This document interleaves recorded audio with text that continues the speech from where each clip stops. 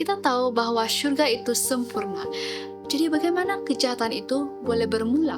Dalam Wahyu 12 ayat 7 hingga 9, dia menceritakan perang di surga. Mikael dan malaikat-malaikatnya melawan naga, si ular tua, yaitu iblis ataupun setan, dan akhirnya dilempar ke bumi.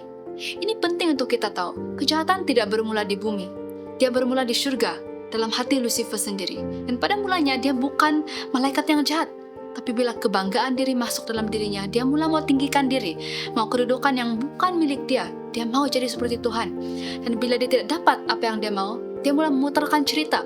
Dia mempersoalkan kasih Tuhan, keadilan Tuhan, seolah-olah Tuhan itu tidak layak dipercayai. Dan dari situ, dia sebarkan yang palsu dan tarik ramai malaikat untuk ikut pemberontakan itu. Tapi surga tempat kebenaran.